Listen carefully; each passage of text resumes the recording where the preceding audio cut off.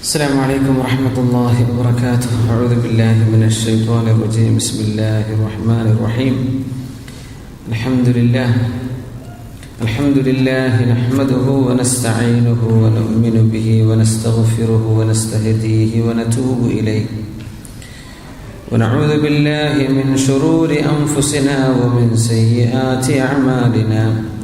من يهده الله فلا مضل له ومن يضلله فلا هادي له ونشهد أن لا إله إلا الله وحده لا شريك له ونشهد أن سيدنا ونبينا محمدا عبده ورسوله أرسله بالهدى ودين الحق ليظهره على الدين كله ولو كره المشركون. أما بعد فإن خير الحديث كتاب الله وخير الهدي هدي محمد صلى الله عليه وسلم وشر الأمور محدثاتها وكل محدثة بدعة وكل بدعة ضلالة. فأعوذ بالله من الشيطان الرجيم. بسم الله الرحمن الرحيم.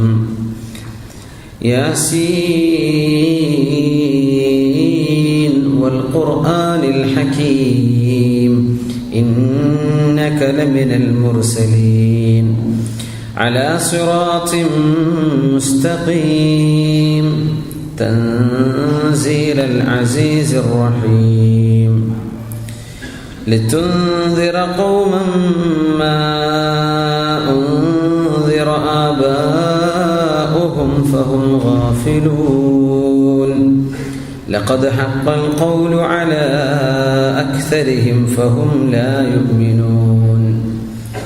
إنا جعلنا في أعناقهم أغلالا فهي إلى الأذقان فهم مقمحون وجعلنا من بين أيديهم سدا ومن خلفهم سدا فأغشيناهم فهم لا يبصرون. صدق الله مولانا العلي العظيم وصدق وبلغنا رسوله النبي الكريم ونحن على ذلك من الشاهدين الشاكرين والحمد لله رب العالمين. ബഹുമാനരായ മുഅ്മിനീങ്ങളെ, സഹോദരിമാരെ, അല്ലാഹു സുബ്ഹാനഹു വ തആല അവൻ്റെ മഹ്ദായ ഫദ്ൽ കൊണ്ട് നമ്മെല്ലാവരെയും അവൻ ഇഷ്ടപ്പെട്ടവരിൽ അല്ലാഹു ചേർക്കട്ടെ. വിശുദ്ധമായ സൂറത്തു യാസീനിലേക്ക് നമ്മൾ പ്രവേശിക്കുകയാണ്. നമ്മൾ ഏറ്റവും കൂടുതൽ ഓതുകയും ജീവിതത്തിൽ പ്രാവർത്തികമാക്കുകയും ചെയ്യുന്ന ഒരു സൂറയായതുകൊണ്ട് അതിൻ്റെ ആശയവും അർത്ഥമൊക്കെ നമ്മൾ ഏറ്റവും കൂടുതൽ പഠിച്ചിരിക്കണം. അതുകൊണ്ട് ഇൻഷാ അല്ലാഹ് നമ്മൾ യാസീൻ പഠിക്കാൻ ഒരുങ്ങാണ്. അല്ലാഹു തആല നമ്മുടെ ഇൽമിൽ അല്ലാഹു ബറക്കത്തും നമ്മുടെ അമലുകളൊക്കെ വർദ്ധിക്കാനുള്ള തൗഫീഖും അല്ലാഹു നമുക്ക് നൽകട്ടെ. ആമീൻ യാ റബ്ബൽ ആലമീൻ.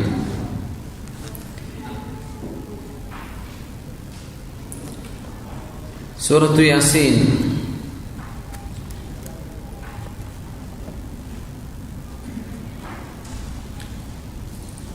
മഹാനായ അല്ലാമ ഇബ്നു കസീർ റഹ്മത്തുള്ളാഹി അലൈഹി അവരുടെ തഫ്സീർ ഇബ്നു കസീറിൽ ഒരു ഹദീസ് ഉദ്ധരിക്കുന്നു. റസൂലുള്ളാഹി സ്വല്ലല്ലാഹു അലൈഹി വസല്ലം തങ്ങൾ പറയാണ്, മൻ ഖറഅ യാസീൻ ഫീ ലൈലത്തിൻ അസ്ബഹ മഗ്ഫൂറൻ ലഹ്. ഈ സൂറത്ത് ആരാണോ രാത്രി ഓതുന്നത്, അസ്ബഹ മഗ്ഫൂറൻ ലഹു, നേരം പുലരുമ്പോഴേക്കും പാപങ്ങൾ പൊറുക്കപ്പെട്ടവരായി അല്ലാഹു അവർക്ക് പ്രഭാതം നൽകും എന്ന് മുത്ത് റസൂലുള്ളാഹി സ്വല്ലല്ലാഹു അലൈഹി വസല്ലം. വമൻ ഖറഅ ഹാമീം അല്ലതി യുദ്കറു ഫീഹാ അദ്ദുഖാൻ യൗമ തഅതി അസ്സമാഉ ബിദുഖാനിൻ മുബീൻ എന്ന് പറഞ്ഞ ഹാമീം എന്ന് തുടങ്ങുന്ന സൂറത്ത്, ദുഖാൻ എന്ന് പരാമർശിക്കപ്പെട്ട ആ ഹാമീം അതാരെങ്കിലും ഓതിയാൽ അസ്ബഹ മഗ്ഫൂറൻ ലഹു, അയാൾക്കും നാളെ നേരം വരുമ്പോൾ അല്ലാഹു തആല പാപമോചനം നൽകിയിരിക്കും എന്ന് റസൂലുള്ളാഹി സ്വല്ലല്ലാഹു അലൈഹി വസല്ലം. ഇസ്നാദുഹു ജയ്യിദുൻ, അത് ശക്തമായ റിവായത്തുള്ള ഒരു ഹദീസാണ്. പാപങ്ങൾ പൊറുക്കപ്പെടലാണല്ലോ നമ്മുടെ ആത്യന്തികമായ ലക്ഷ്യം.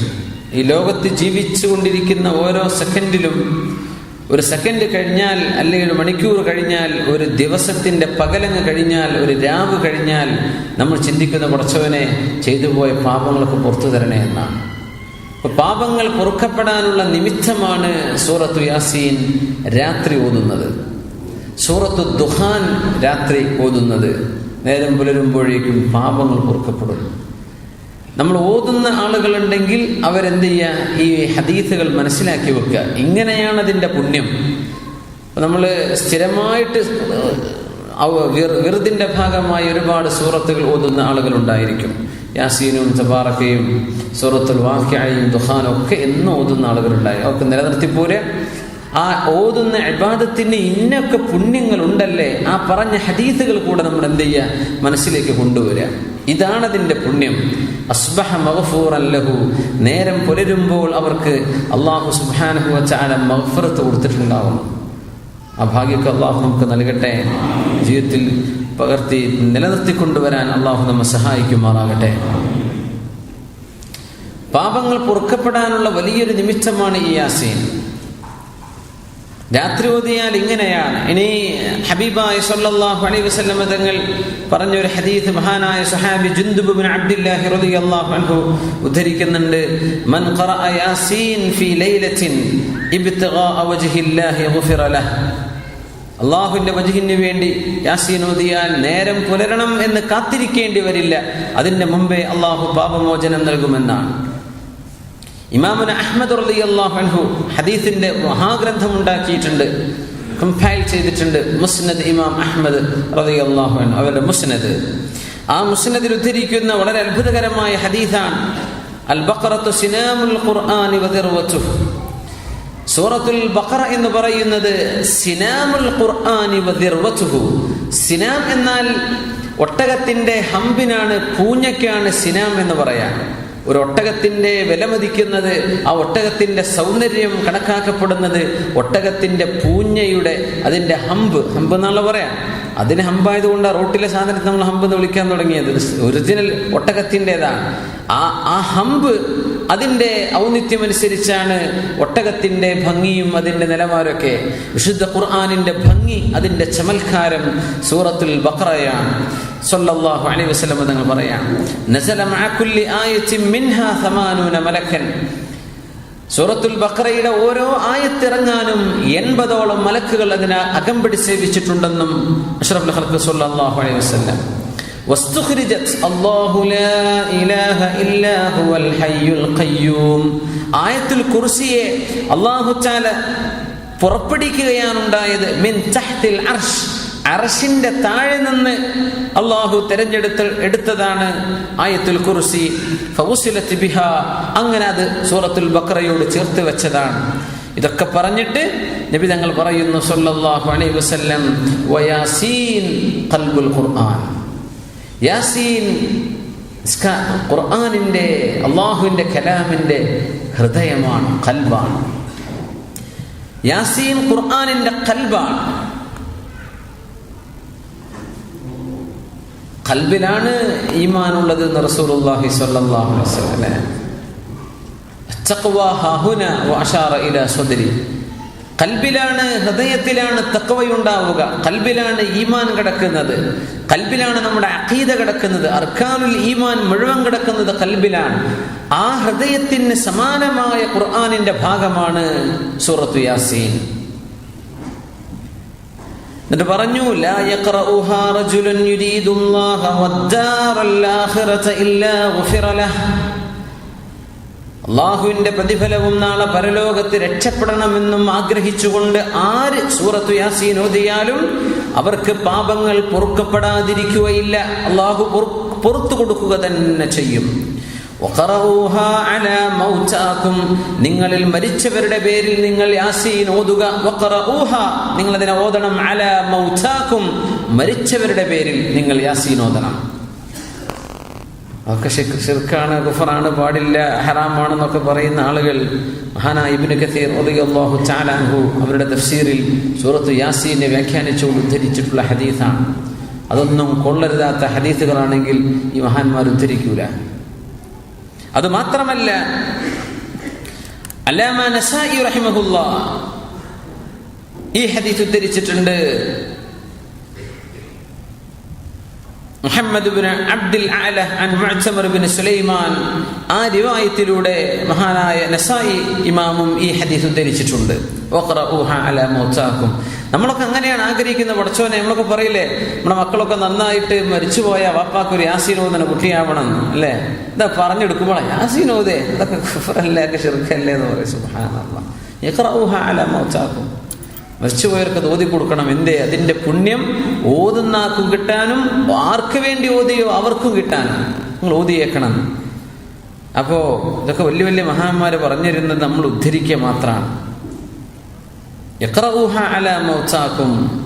ഇമാം അഹ്മദ് റളിയല്ലാഹു അൻഹു ഉദ്ധരിച്ച ഹദീസിൽ സൂറ യാസീൻ, അൽ ബഖറയെ കുറിച്ചും യാസീനെ കുറിച്ചും പറഞ്ഞ ഹദീസാണത്.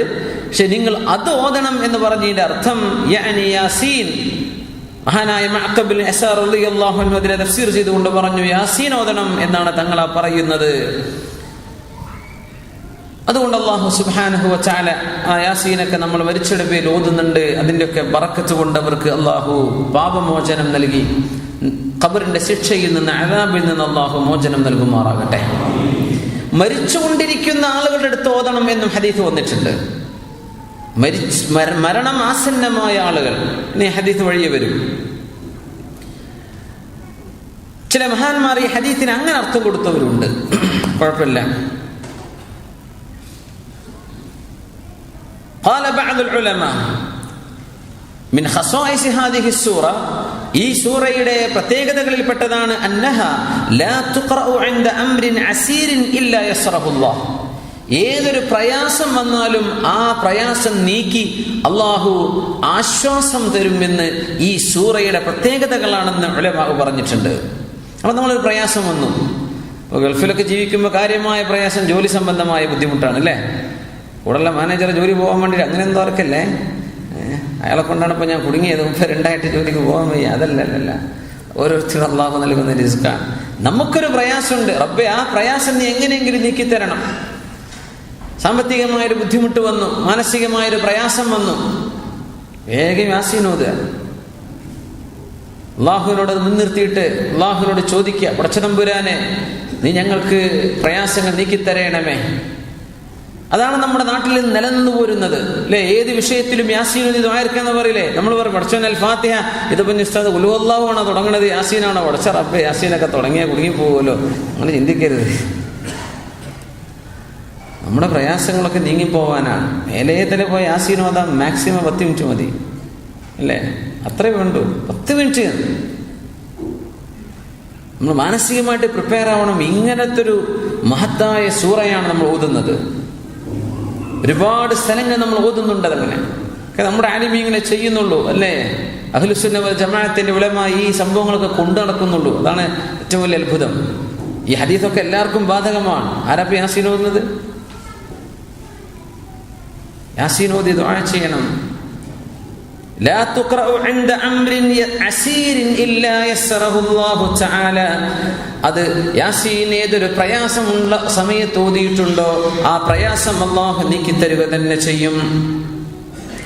وكأن قراءتها عند الميت, മരണമാസന്നമാകുന്ന ആളിന്റെ അടുത്ത് യാസീൻ ഓതിയാൽ ലിതനസ്സുലിർ റഹ്മതി വൽ ബറക, അല്ലാഹുവിന്റെ റഹ്മത്തും ബറക്കത്തും ഇറങ്ങാനത് കാരണമാകും. മരണത്തിന്റെ ലക്ഷണങ്ങൾ ഇങ്ങനെ കണ്ടു തുടങ്ങി. ഡോക്ടർമാർ പറഞ്ഞു, ഇതാ ഈ ഓക്സിജൻ എടുത്തു മാറ്റിയാൽ, വെന്റിലേറ്ററിൽ നിന്ന് മാറ്റിയാൽ ആൾ മരിച്ചു പോകും, സമയമായിട്ടുണ്ട്, വേഗം യാസീൻ ഓതാ. പരിസരത്തുള്ള ആളുകൾ യാസീൻ ഓതാൻ തുടങ്ങണം. റൂഹ് ശരീരത്തിൽ നിന്ന് പുറപ്പെടുന്നത് എളുപ്പമാവാൻ വേണ്ടി സൂറത്ത് യാസീൻ അരികത്തുള്ളവർ ഓതി കൊടുക്കണം എന്ന് ഉലമാ പറയുന്നുണ്ട്. ആ വാക്കിന് നേരെ അർത്ഥം വെച്ചാൽ നിങ്ങളുടെ മരിച്ചുപോയവരുടെ പേരിൽ അവരുടെ മേൽ നിങ്ങളിത് ഓതി കൊടുക്കണം. അത് മരണം ആസന്നമായവർക്കും മരിച്ചു കഴിഞ്ഞവർക്കും.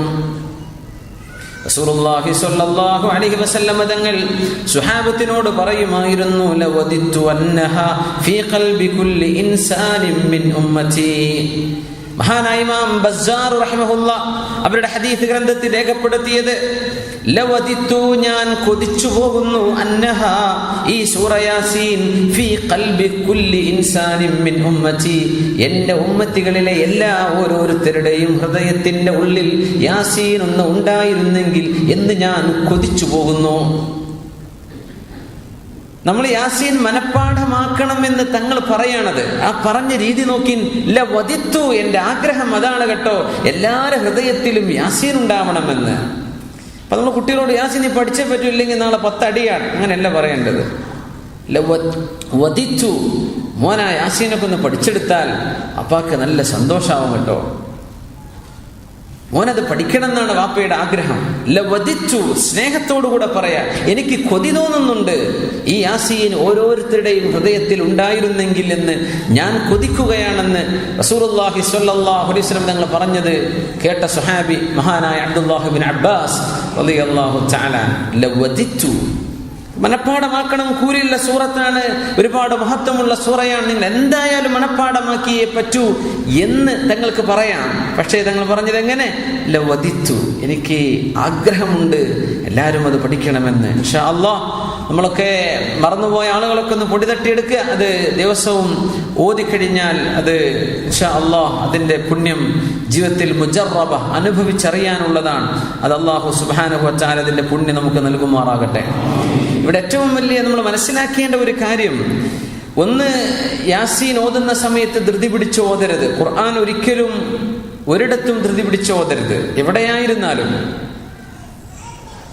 ഖുർആൻ ഒരു സദസ്സിൽ ഓതപ്പെടുകയാണ്, വാപ്പയുടെ ഉമ്മയുടെ ആണ്ടാണ്, അവരുടെ പേര് ദുആരക്കാൻ വേണ്ടി വന്നതാണ്. ഉസ്താദുമാർക്ക് വലിയ തിരക്കുണ്ടാവും, ചിലപ്പോൾ പെട്ടെന്ന് സ്പീഡിൽ ഉസ്താദ് ഓതിപ്പോയാൽ എന്ത് ചെയ്യണം?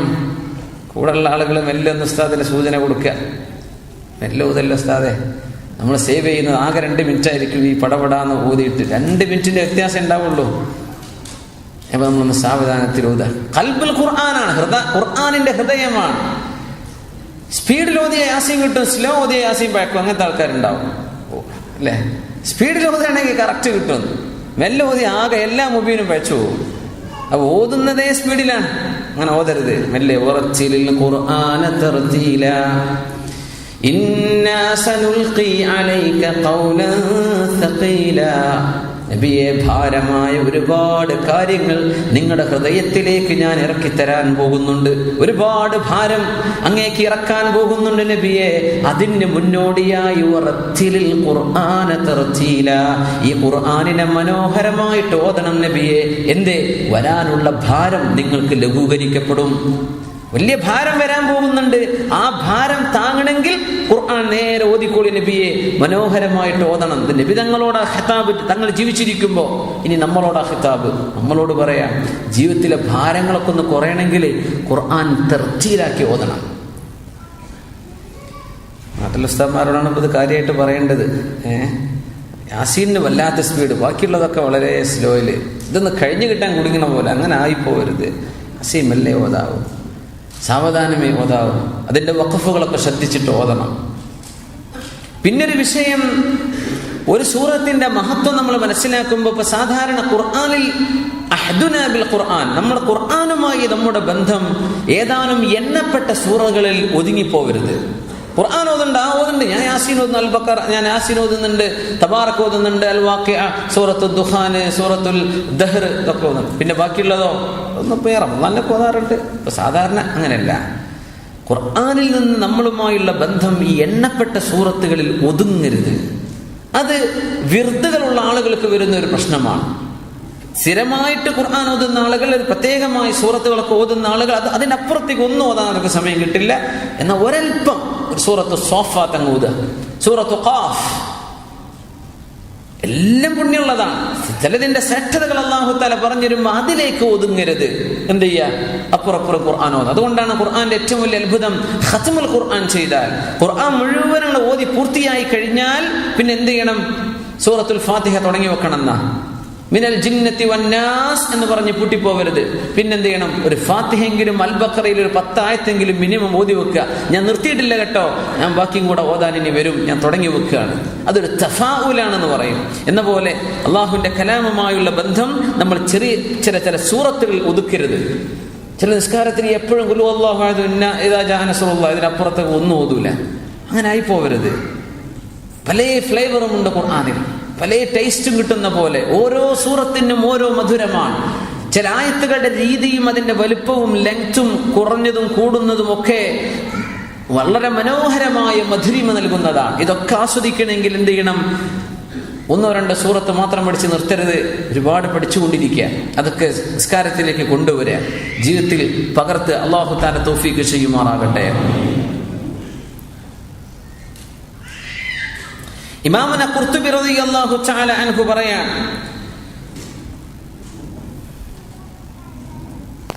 وذكر الآجري من حديث أم الدرداء عن النبي صلى الله عليه وسلم قال ما من ميت يقرأ عليه سورة ياسين إلا هون الله عليه.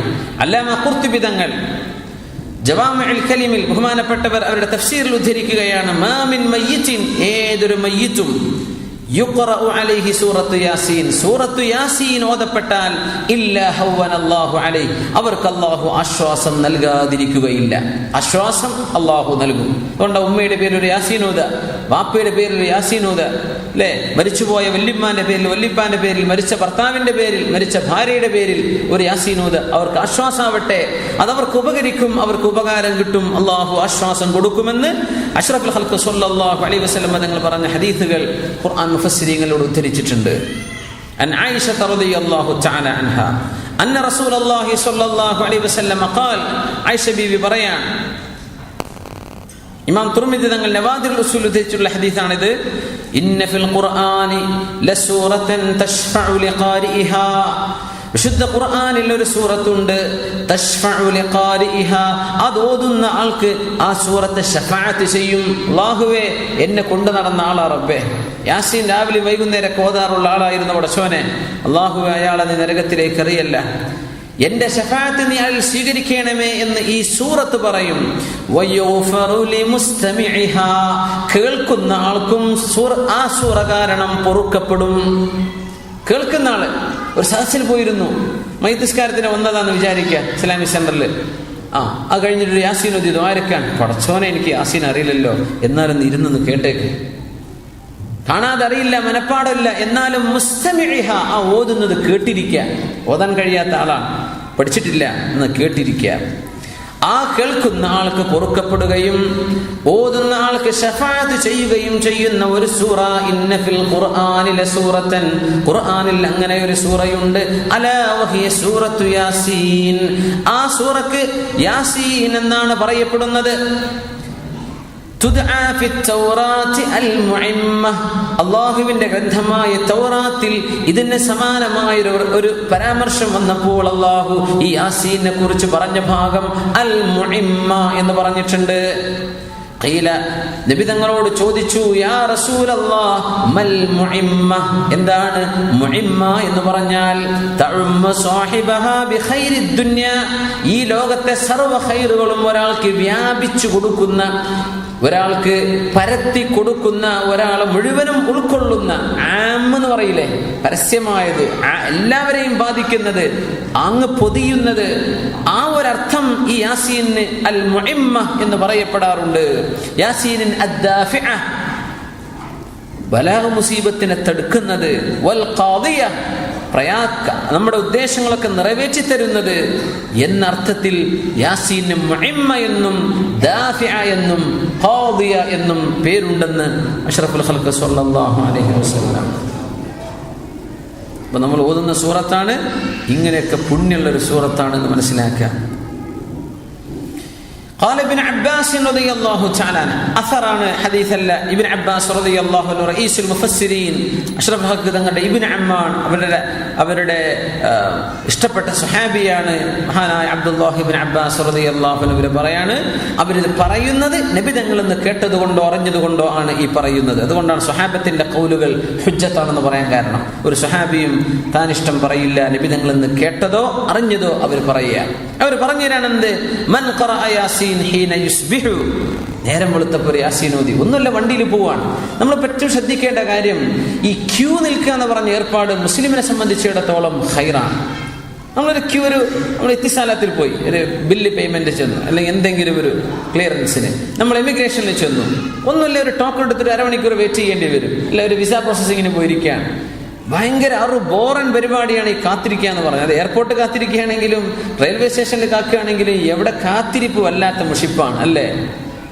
പക്ഷെ നമ്മളെ സംബന്ധിച്ചിടത്തോളം അത് വലിയൊരു മുതൽക്കൂട്ടാണ്. അരമണിക്കൂറുണ്ടോ, യാ അല്ലാഹ് എനിക്ക് മിനിമം 4 യാസീനെങ്കിലും ഓതാലോ. അരമണിക്കൂറുണ്ടോ, ഞാനിതാ ഒരു നാരിയത്ത് സ്വലാത്ത് ചൊല്ലാൻ, അല്ലെങ്കിൽ ഞങ്ങൾ സ്വലാത്തുൽ ഇബ്രാഹിമിയെ ചൊല്ലാൻ, അല്ലെങ്കിൽ ഞാൻ ആയത്തുൽ കുർസി ഓതുകയാണ്, അല്ലെങ്കിൽ എന്തെങ്കിലും ദിക്ർ ദുആഉൽ ഖർബ് ചൊല്ലുകയാണ്, സയ്യിദുൽ ഇസ്തിഗ്ഫാർ ചൊല്ലുകയാണ്, ഞാനൊരു അൽഹംദുലില്ലാഹ് എന്നൊരു 100 പ്രാവശ്യം ചൊല്ലട്ടെ, ഒരു ലാ ഇലാഹ ഇല്ലല്ലാഹ് ഒരു 500 പ്രാവശ്യം. സമയമുണ്ടല്ലോ. ഈ ക്യൂവിൽ നിൽക്കുന്ന സമയത്ത് ആ സമയം ഉപയോഗപ്പെടുത്തുക. വാഹനത്തിലിരിക്കാൻ പെട്ടെന്ന് ട്രാഫിക് ജാം, ഇതൊക്കെ പ്രതീക്ഷിക്കാലോ. കുറെ സമയം സിഗ്നലിൽ വെയിറ്റ് ചെയ്യാൻ, കുറഞ്ഞ നേരം കിട്ടിയിട്ടുണ്ട്, എന്നാ കുറച്ച് ദിക്റങ്ങ് ചൊല്ലിയേക്കാം.